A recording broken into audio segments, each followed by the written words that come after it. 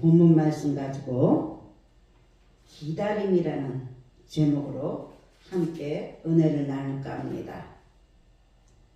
2024년도 시작한 지도 엊그저께 같은데 벌써 이제 11월 마지막 주일 예배입니다.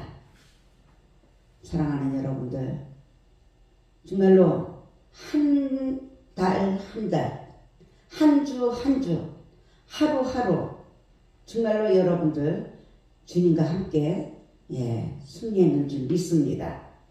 이제 12월 달을 맞이할 거죠. 앞으로 12월 달을 맞이할 때 우리는 그 하나님 아버지 저와 여러분들을 사랑하사 둘도 없는 독생자 예수님을 보내주셔서 저를 믿는 자마다 멸망하지 않고 영생을 얻게 하는 축복을 주셨습니다. 그것을 기념하기 위해서 우리가 또 이렇게 12월 25일 날 성탄절을 우리가 맞이할 것입니다. 우리가 그 기다림, 설레는 마음으로 11월 달 마무리 잘하고 12월 달을 우리가 기다리면서 설레는 마음으로 준비하기를 주님의 이름으로 축원합니다. 요즘은요, 반려견을 가족으로 생각하는 사회가 되었습니다. 이제 가족 사진들 찍으러 가죠. 가족 사진들을 찍으러 갈 때 반려견을 데리고 가서 함께들 찍는다고 합니다.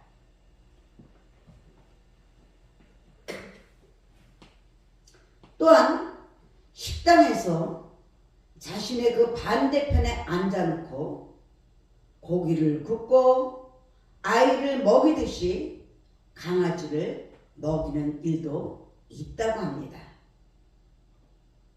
요즘은 그뿐이 아닙니다. 반려견들의 장례식장도 있다는 것이에요. 장례식장도. 화장을 해서 납골당에 모셔두기도 한다는 것이에요.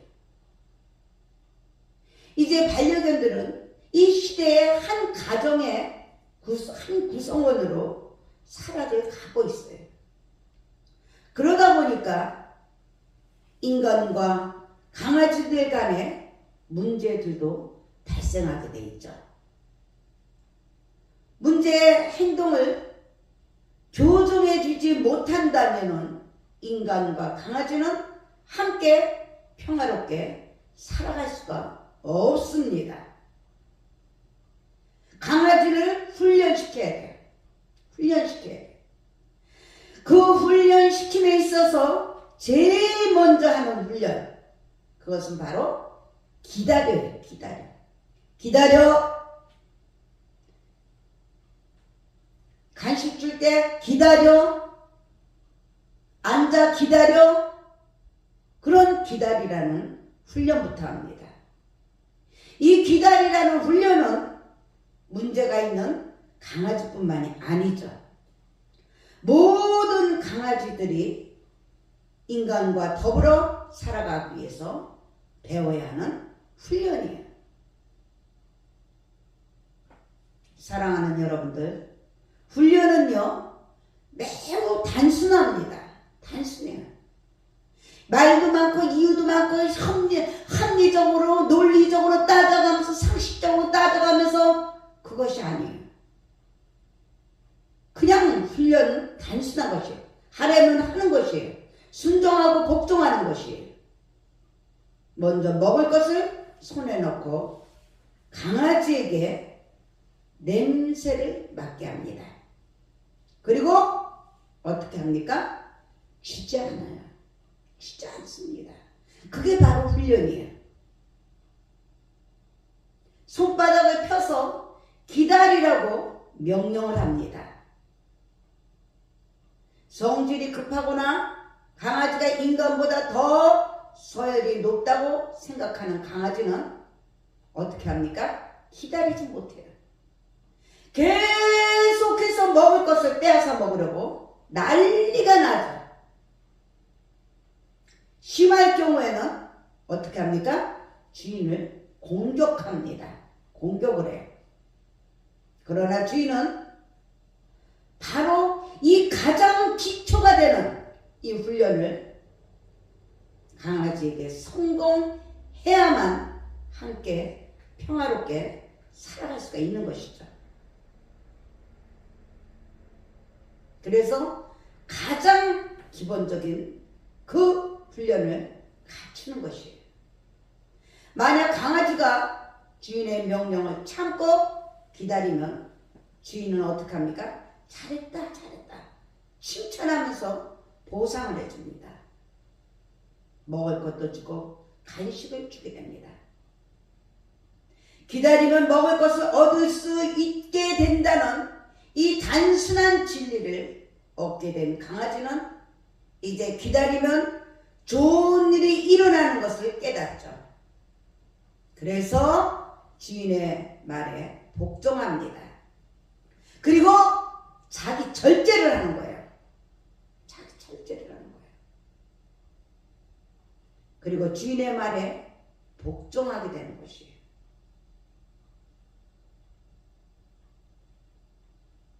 기다림의 훈련은 꼭 반려견에게만 해당되는 것이 아니에요. 피조물들은 다예요. 그 중에서도 사람들에게 해당이 되는 것입니다. 오늘날 하나님을 믿는, 예수님을 믿는 그리스도인들, 그 그리스도인들도 기다림은 필요한 훈련입니다. 할렐루야! 축복을 받는 비결이에요. 이 기다림이 축복을 받는 비결입니다.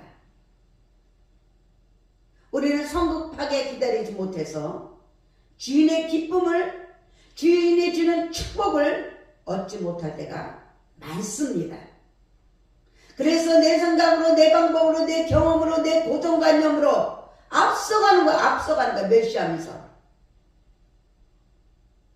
사랑하는 여러분들, 주인의 말을 기다릴 줄 아는 우리 모두가 돼야 되는 것이에요. 할렐루야! 공동체에서도 마찬가지죠.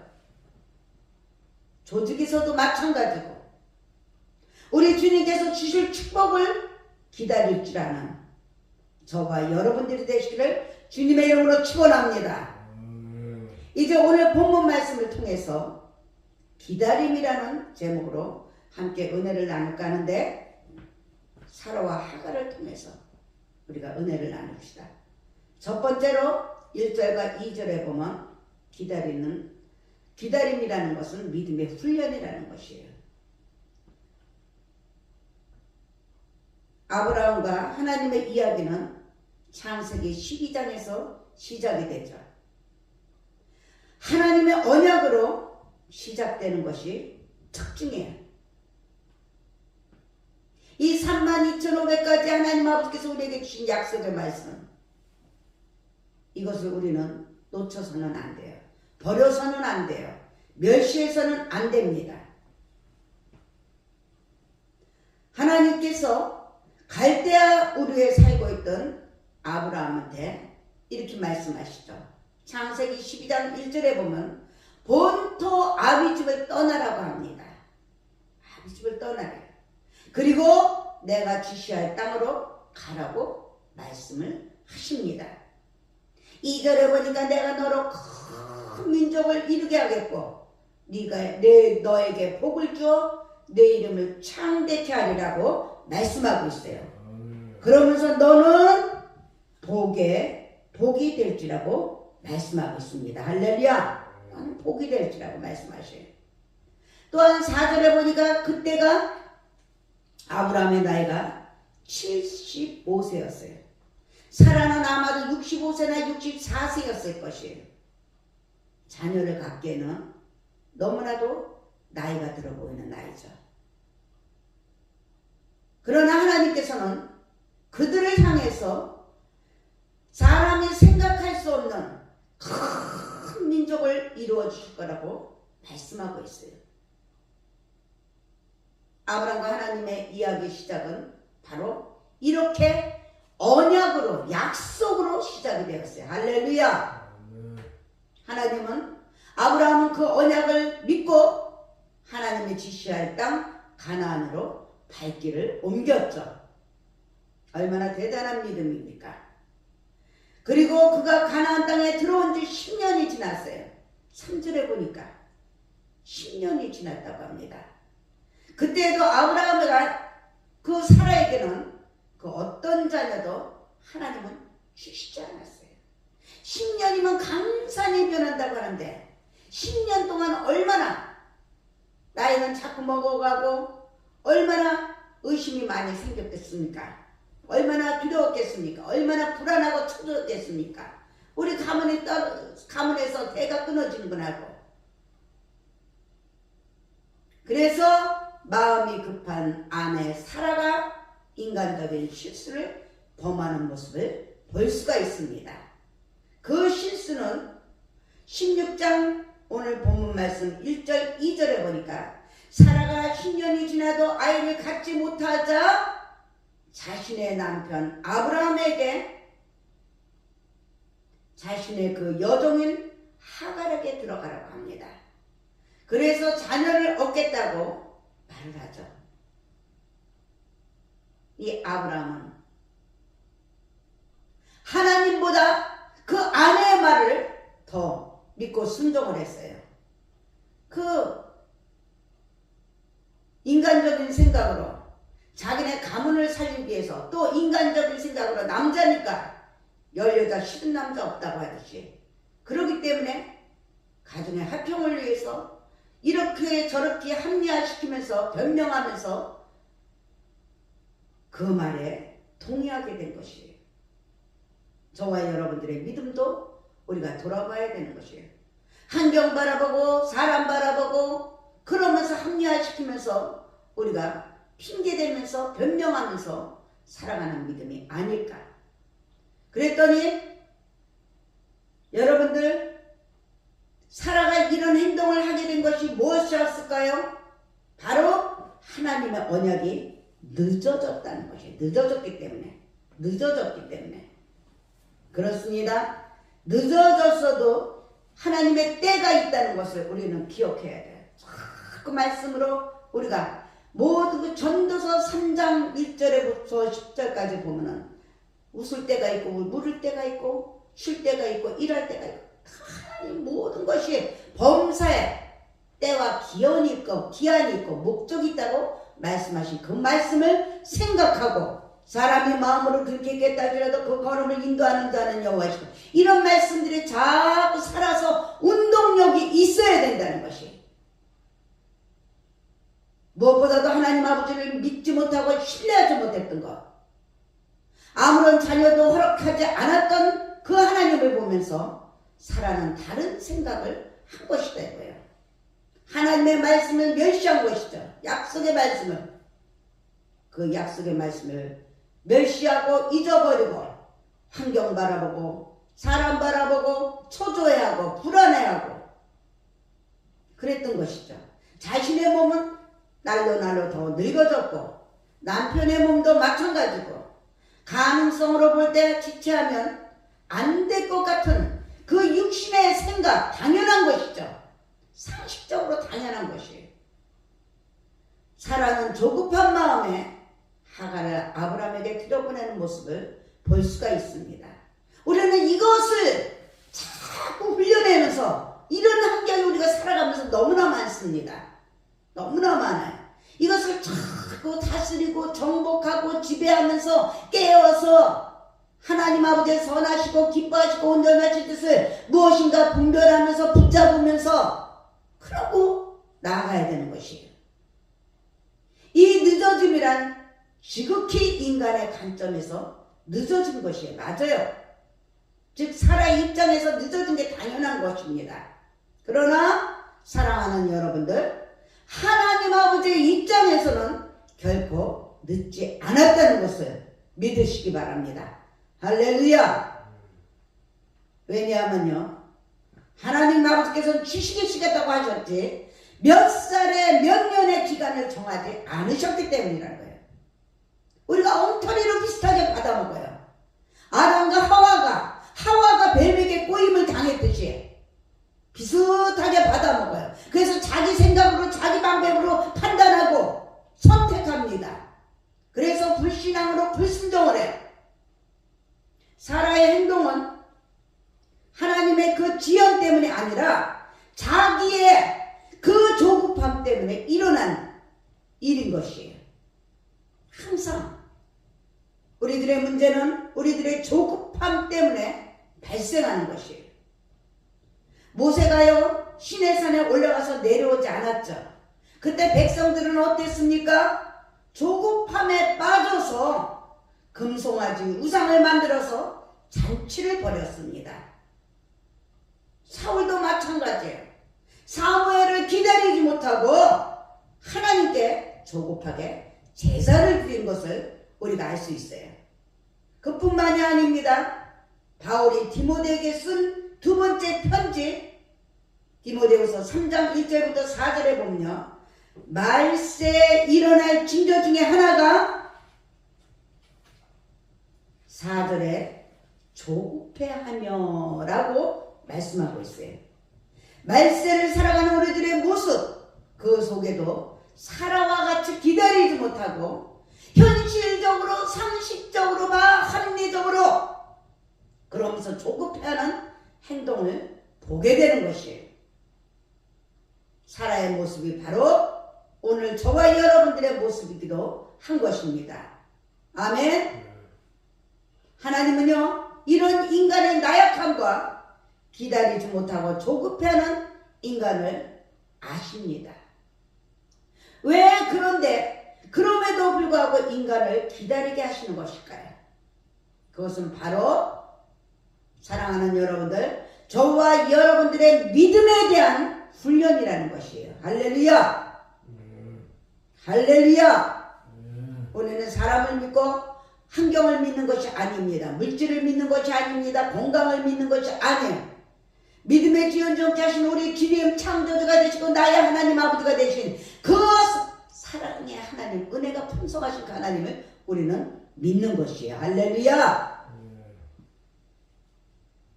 기다리지 않은 사람들은요 약속에 대한 믿음을 가진 사람들이에요. 할렐루야.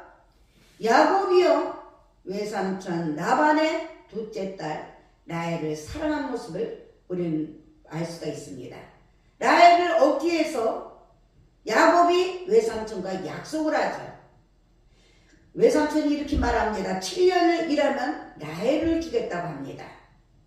그래서 야곱은 라헬을 위해서 기쁘게 지냈어요.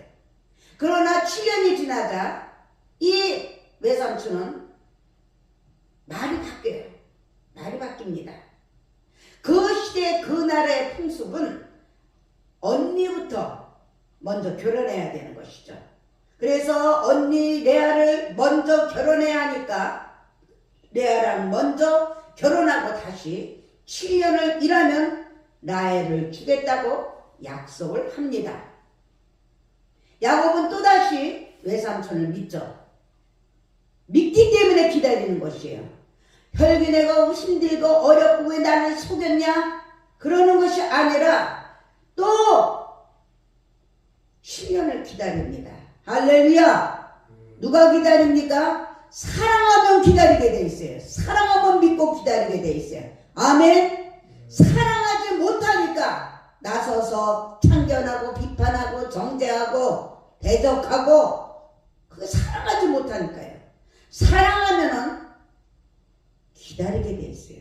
성령의 9가지 열매 가운데 맨 나중에 아무리 사랑하고 기뻐하고 감사하고 아무리 은혜를 베푸고 아무리 좋은 일을 많이 한다 하더라도 절제하지 않으면 소용이 없는 것이에요. 할렐루야. 약속을 믿으면 기다리게 되어 있다는 것이에요. 사랑하는 여러분들, 우리 하나님 아버지와 약속도 마찬가지인 것이에요. 하나님 아버지에 대한 약속, 하나님 아버지를 믿으면 저와 여러분들은 기다려야 됩니다. 할렐루야.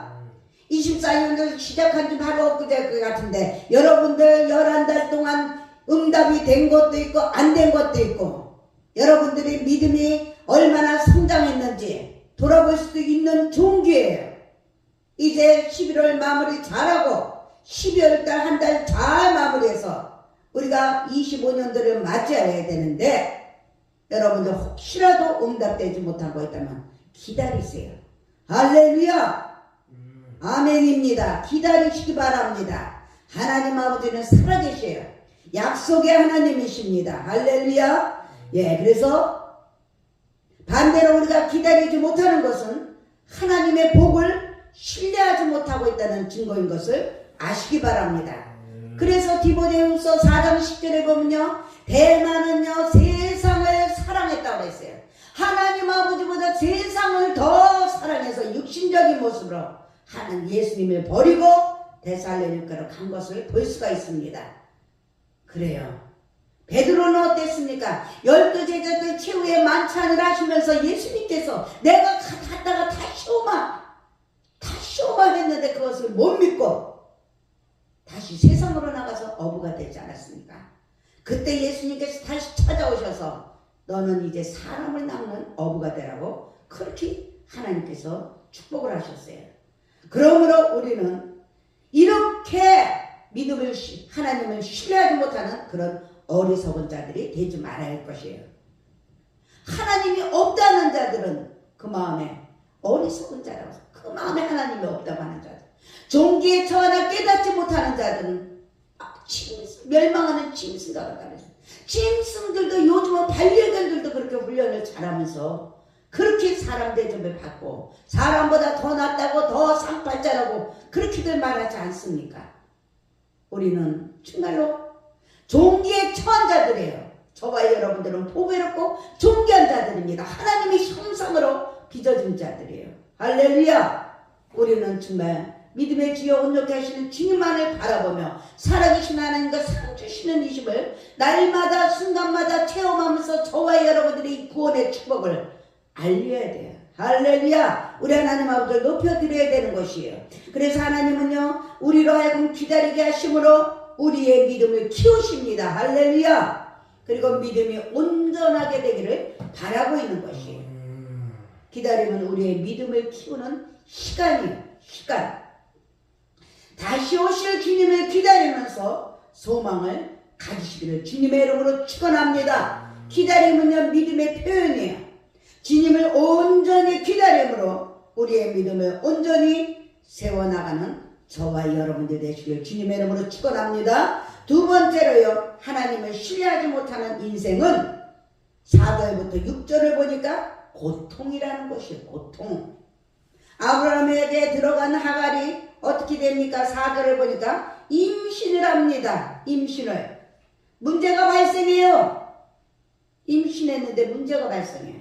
하갈이 자신이 임신한 것을 알고서요, 자기의 정체성도 잊어버리고 자신의 주인인 사라를 이제 멸시하게 됩니다.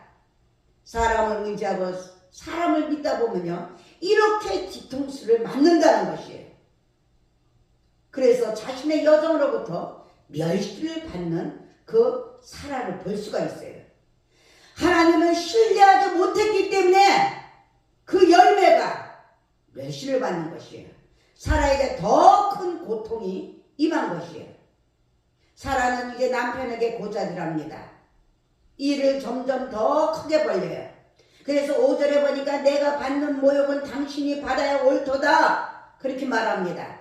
그러면서 좋게 말하면 탄원이고 나쁘게 말하면 바가지라고 할 수가 있죠.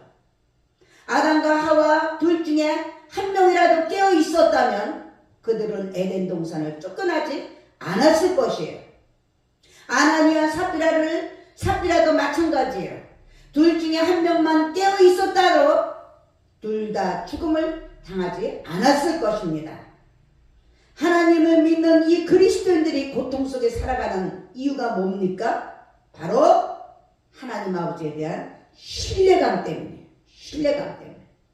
우리가 하나님을 신뢰한다면 어떤 상황 속에서도 고통스럽지가 않아요. 그러나 하나님을 신뢰하지 못할 때 저와 여러분들은 형편과 상황 속에서 고통을 받고 살아가게 되는 것이에요. 왜 그렇습니까? 믿음이 없기 때문에. 마지막 세 번째로 자존심과 억울함을 내려놓고 기다리라고 7절부터 10절에 말씀하고 있죠. 사랑하는 여러분들, 저와 여러분들이 그냥 무엇을 심든지 우리는 뿌린 대로 거두게 되어 있습니다. 할렐루야. 악을 심으면 악을 거둘 것이고 선을 심으면 선을 거둡니다. 하갈은 어땠습니까? 멸시를 심었어요. 사라한테 멸시를 심었어요.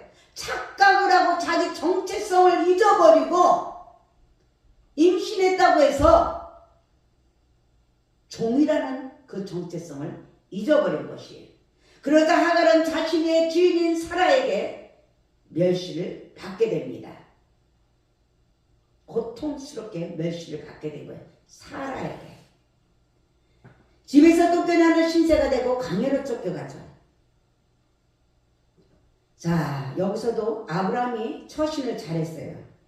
아브라함이 그 사라가 불평하고 바가지를 긁었을 때 뭐라고 말합니까? 뭐라고 말해요?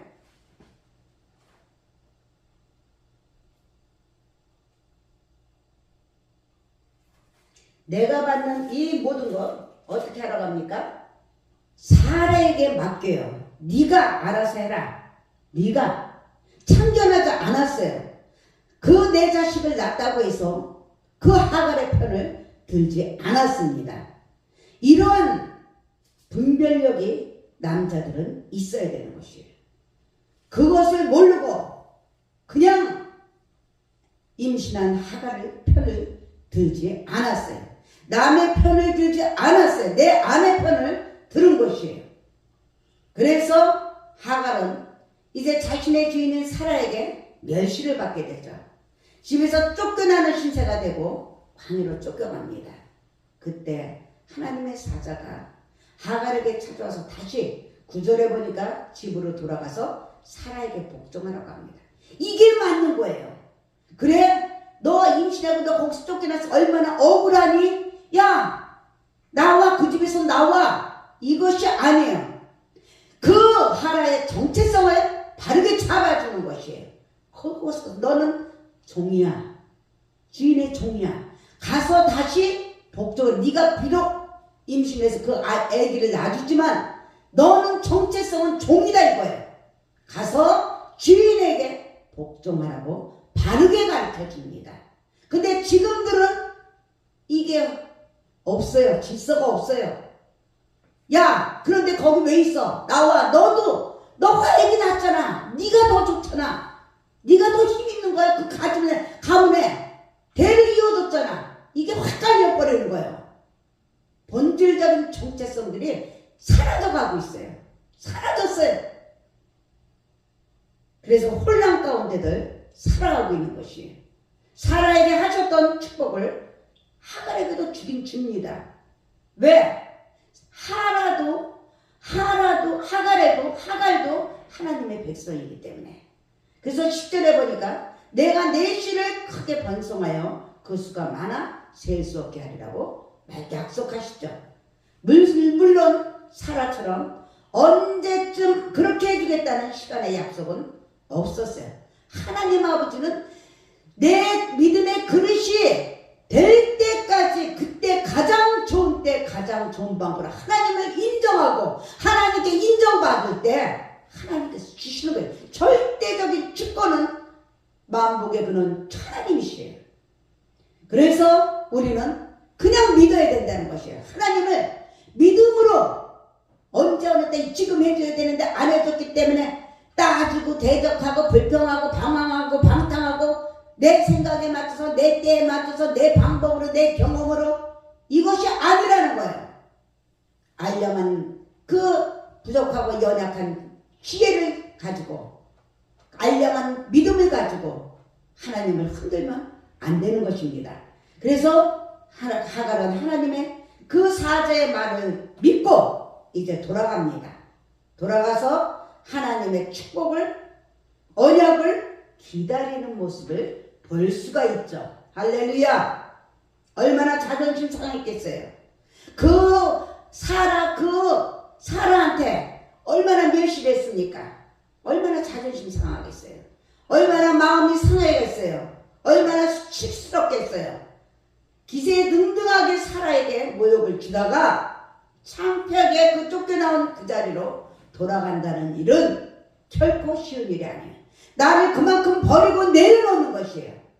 버리고 내려놓는 것이에요. 우리 예수님께서 십자가에서 버리고 내려놓듯이 그 조롱당하고 멸시당하고 고통스럽고 그 수치스러운 그 모습들을 다 주님 때문에 하나님 아버지의 그 뜻을 이루어드리기 위해서 내려놓듯이, 그것은 결코 쉬운 일이 아니죠.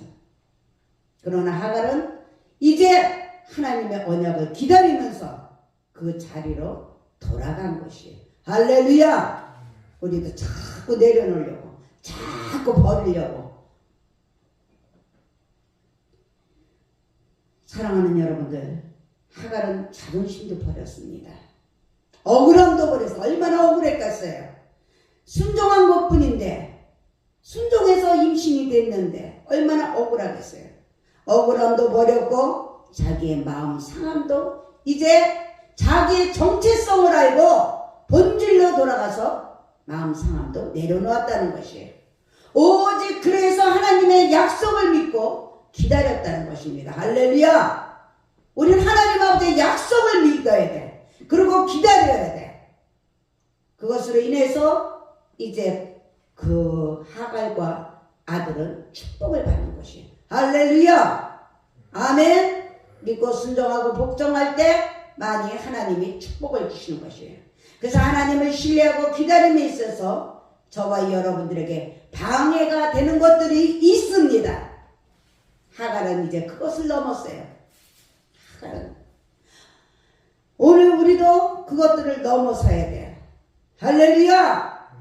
절대로 성도들이 담임 목사가 될 수가 없고 담임 목사가 성도가 될 수가 없는 것이에요. 절대로 하나님이 세우신 질서 안에서 그것이 바뀔 수가 없는 것입니다. 우리들은 오늘도 그것들을 넘어서야 돼요. 할렐루야! 아멘! 그리고 다시 오실 주님을 이제 기다려야 되는 것이에요. 할렐루야! 부활하시고 우리 주님께서 다시 오시겠다고 약속하신 그 주님을 기다려야 되는 것이에요. 이 시간에도 모셔드리고 인정하고 환영하는 곳에 내 주 예수 모신 것이 하늘나라이지만 마지막에 최후의 마지막에 우리들을 다시 데리러 오실 그 주님을 기다려야 되는 것입니다. 할렐루야! 기쁘고 평안하고 행복한 자리가 아니에요. 그 자리는요. 그 자리는 기쁘고 행복하고 평안한 자리가 아닙니다. 이 하갈이 자존심이 상했고, 하갈뿐입니까? 사라도 마찬가지였어요. 자존심이 상했고 아픔과 상처가 있었고 억울한 자리에서 오직 주님만을 신뢰하고 기다렸던 것이에요. 할렐루야! 그렇습니다. 저와 여러분들이 이 세상을 살아가면서, 인생을 살아가면서 이 광야 같은 세상에서 우리가 살아갈 때 날마다 좋은 일만 있는 것은 아닙니다. 날마다 내가 기쁜 일만 있는 것은 아닙니다. 날마다 감사한 일만 있는 것은 아닙니다. 날마다 잘 되는 일만 있는 것은 아닙니다. 그럼에도 불구하고 우리에게 상처를 주고 상처를 받고 자존심이 상하고 정말로 억울하고 이런 자리에서 살아갈 때가 있습니다. 우리는 현상적으로 보는 것이 아니라 이 문제 속에 문제보다 크신 그 주님, 생사화복을 주관하시는 그 주님의 뜻을 더욱더 바라볼 줄 알아야 돼. 분별할 줄 알아야 돼. 영의 눈과 영의 귀가 열려서 영의 세계를 우리가 바라보고 그것을 가지고 주님의 말씀과 찬양과 기도로 주님을 신뢰하며 기다리며 다스리고 정복하고 지배하는 축복들이 임하기를 주님의 이름으로 축원합니다. 그 하나님은 어제도 오늘도 영원토록 동일하시고 우리와 함께 하시고 살아계신 것을 믿으시고 이 11월 마지막 한 주간 잘 마무리하시고 다시 오실 그 성탄절을 그 기념하는 그 사모하는 마음을 가지고 우리가 12월 달을 맞이하시기를 주님의 이름으로 축원합니다.